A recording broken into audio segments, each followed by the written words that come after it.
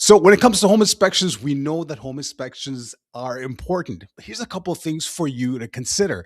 Number one, when we're doing home inspections, what exactly are we looking for?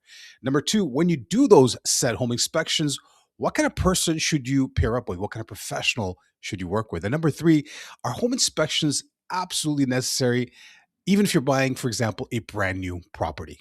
Let's get into it. So let's talk about why home inspections are important, or what are we looking for when we're looking at doing home inspections on a home. Guys, the truth of the matter is, even if you did a home inspection on like a brand new home, chances are you'll find something that's wrong with it. A home inspector is really good at pointing out even the smallest things that need to be rectified. Maybe something wasn't done up to code, et cetera, et cetera. So even with a brand new home, and home inspection can turn out certain flaws that need to be addressed. But the main function of the home inspection isn't to find the small things that can be fixed by a handyman, in a day. The main purpose of the home inspection is to look for major issues, right? So, what we're talking about, something that might be structurally wrong with the house. Maybe there's a leak in the basement, maybe there's a leak in the attic, maybe there's mold in the attic. Those are sort of the main concerns. So, number one, it's going to be something that's going to cost you thousands of dollars to fix. Let's just say over $1,000. Number two, it might be something that could really affect your health negatively. So when you go into home inspection, yes, the home inspector is going to point out all the little things that are wrong with the house. There might be a receptacle that isn't working. Maybe the stairways leading into the basement don't have the proper banister needed for safety, and especially when you've got kids. So all those things are valid. But when you're doing a home inspection, the main focus should be on, is there anything majorly wrong with the home, right? So like if a structural wall has been moved in the basement, and we actually experienced something like that a little while ago, walked into the home, the buyer loved the house. Everything was perfect after seeing a whole bunch of homes, put an offer on the property. The day of the home inspection, as the home inspector was walking around the property, he saw a supporting beam on the side of the house. And it just so happened that the seller was home that day. He was sitting in the backyard, and the home inspector approached him and asked him, "What is this beam for? Why is it sitting on the side of the house?" And the seller acknowledged that, we did some renovations in the house. We removed the beam to make it look more open, to give it an open concept feel. And for that reason, the beam had been removed. And the home inspector, no surprise, basically failed the home inspection and said, like, I would not purchase this house, because to remediate that problem, when we're looking at getting somebody from the city to come in to make sure everything is fine, to getting all the professionals to come in to reinstall that supporting beam, we were looking at upwards of $10,000 to rectify that issue. So, needless to say, the home inspector failed that home inspection, that home, and we moved on to something else. But that is the sort of thing that the home inspector is supposed to look for, something majorly wrong with the house. Another scenario would be, there's a leak in the attic, might be like a pinhole leak coming in from one of the shingles that was warped because of wear and tear, or the way it's situated, or whatever the case is. And there might be a little leak coming in from there. And now the repair for that is probably not going to be too expensive. We're looking at probably, a couple of $100, maybe $1,000. But depending on how long that's been going on for, it's going to lead to mold in the attic, right? And it might not affect you right away, but over time, when that mold really spreads all over the entire attic, every single time somebody comes into one of those bedrooms on the second floor and opens a door, any crevices or leaks in the ceiling, you're going to suction the air out, and mold's going to come inside. So those are some of the things that home inspectors look for. So when you're doing a home inspection on a home, small things, there's going to be tons of them. There's nothing that a handyman can't come in for one day and just solve all those problems and fix all those problems in a day. Cost you a couple $100, not a big deal.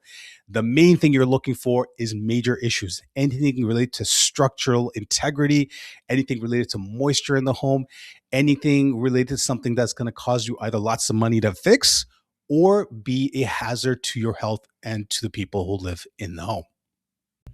All right, so now let's talk about what kind of person should you be working with when it comes to doing a home inspection. I always think about that one time that we purchased a place somewhere in Mississauga. It was a bungalow, probably 60 to 70 years old. My buyer didn't want to use the home inspector I had recommended to her. She chose somebody she got through a referral, or maybe found him online. I'm not sure how she got him. But the guy comes up, he's wearing a polo and khakis. And I mean, he looks like somebody who could have just walked off the street. Didn't really look like a home inspector. Walks in, had his shades on, actually had his shades on throughout the entire home inspection when he was inside the house, when he was outside the house. Just came in and said, "Hey, my name is blah, blah, blah. I'm the home inspector, and I'm going to start from the outside and I'm going to work my way in."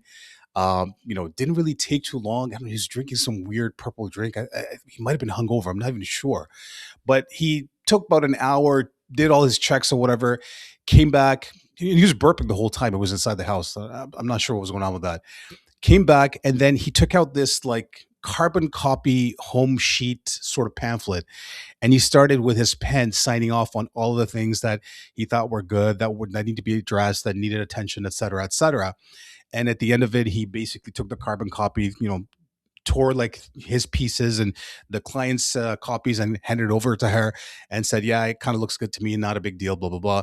And I think under an hour he was done and he left. And I don't know how she paid him, maybe by check or e-transfer or cash or something like that. But I mean, compare that to like the professionals that I work with or I've worked with in the past, people who have established businesses that you can actually verify on Google. You can go check to see what their ratings are, how long they've been in the business for, what people say about them. Obviously, nobody's going to have a perfect record, but anything over like a 4.5 is a good sign. If you're working with a home inspector, they don't have a Google business page, that's a red flag. Or if they have a Google business page and they've got bad ratings, obviously, not to use them. At the end of the day, it's not just about how much you're paying for that inspection. I mean, you're spending hundreds of thousands of dollars, maybe millions. You can spend $400 to $500 on a professional home inspection and have that peace of mind. So, what does a professional home inspection or a home inspector look like? This is somebody who is associated with either a known company like Amerispec, or there's Pillar to Post, et cetera, et cetera. Wait, is Amerispec? Yes, Amerispec is a home inspection company. Maybe they're American. I'm not sure. But either way, it's a known company, and you have somebody who's coming in, who's related to a professional organization. And it could be somebody who's private, but they have their own Google business page, John Smith Home Inspections or whatever it is. And you can verify that this person has actually served clients in that area. Now, this person comes in, you can tell by the clothes that they're wearing, by their demeanor, that they're home inspector, they've got their stuff with them. And they'll introduce themselves to you and say, "Hey, my name is, John Smith. I've been certified by this association, blah, blah, blah. And here are my credentials. Here's my card." That's a good sign. They have a Google business page. That's a great sign.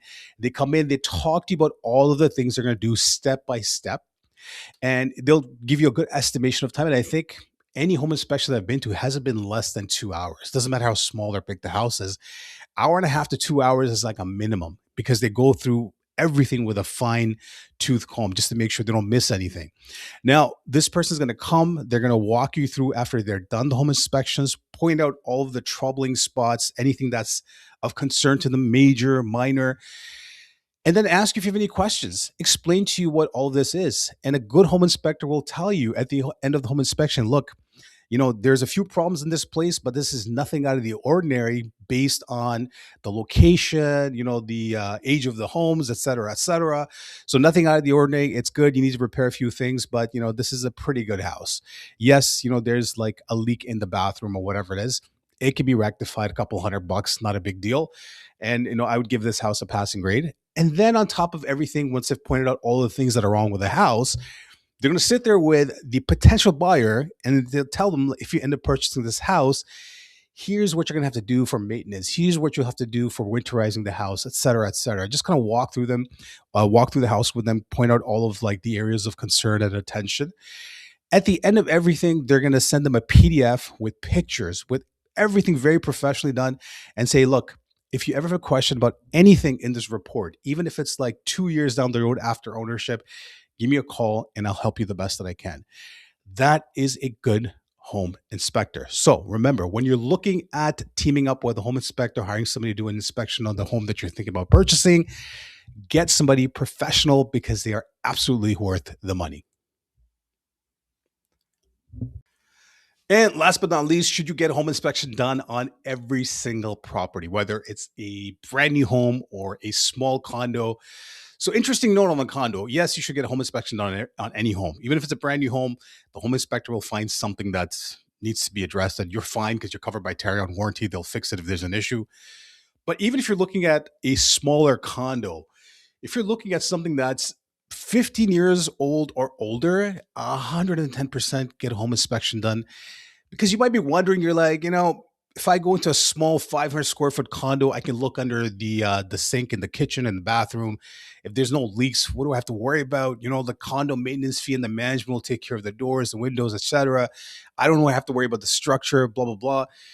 Valid points. But here's something for you to consider. About 15 years ago or longer, there was something called Kitech plumbing, which was supposed to be a material that was supposed to be good for plumbing, but then later turned out it was actually very hazardous. It would just randomly burst and cause thousands of dollars worth of damages in the kitchens and the washrooms. And so what happens now is this. If you buy a smaller condo that's 15 years old or older and you don't do a home inspection because you're like, what's there to inspect? Go ahead, you purchase a place. When it comes time for you to get property content insurance on your home, on the condo, if that condo building has been flagged by that insurance company as having Kitech plumbing, guess what they're going to do? They're going to tell you to get an inspection done and make sure that all the plumbing has been changed and it's no longer Kitech. And if you don't do that, your premiums are going to be very, very high. Now, if you do a home inspection at that point and it turns out that the unit has Kitech plumbing and it hasn't been changed, guess who's on the hook for the bill?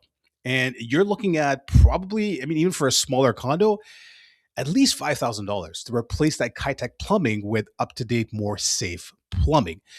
So, yes, get a home inspection done, whether it's a brand new home, whether it's a smaller condo and it's 15 years old or older, get it done for that peace of mind. At the end of the day, the $400 to $500 you spend is going to be absolutely worth it.